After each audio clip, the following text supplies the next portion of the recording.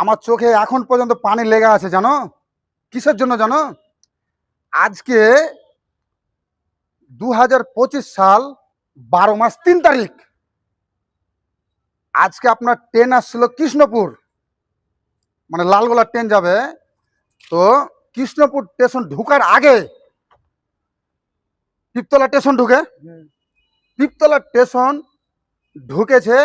আর একটা ফ্যামিলির লোক ছিল, সে ফ্যামিলির বড় মানুষগুলো নেমে গেছে। একটা বাচ্চা ছেলে ছিল, 5-6 বছরের বাচ্চা হবে। সে বাচ্চাটা লাস্টে বেলা নামতে জানা নিচে পড়ে গেল। তো নিচে যে পড়ে গেল আর ওর মুহূর্তে ট্রেনও ছেড়ে দিয়েছে। তো আপনার ভিতরকার মানুষ যারা ট্রেনে আছে তারা আওয়াজ পেয়েছে আহ। তো আমি এই কথাগুলো শুনলাম কি করে, ওই ট্রেনে আমাদেরও ফ্যামিলি ছিল।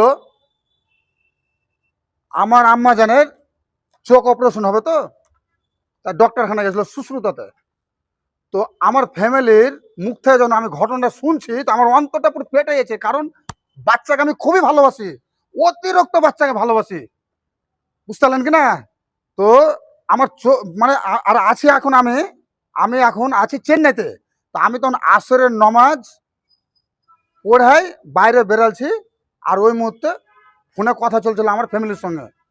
তো আমার অন্তরটা যে এত কাঁদছে এবং আমার চোখ দিয়ে পানি চলে এসছে।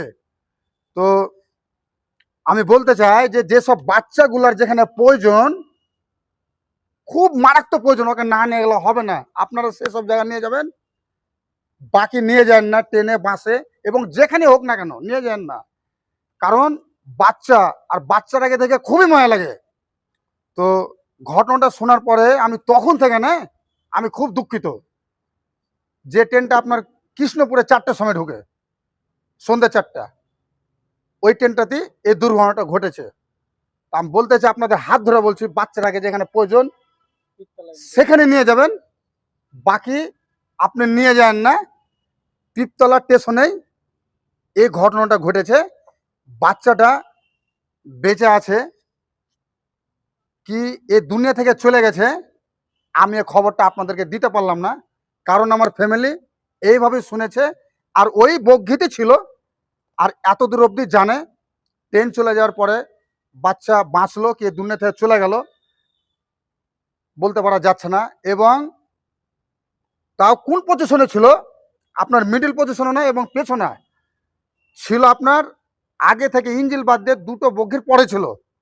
তাহলে এমনি মানুষ ধারণা করবে যে বাচ্চা যদিও বেঁচে থাকতো কোনো চাকা তলে পড়তো না,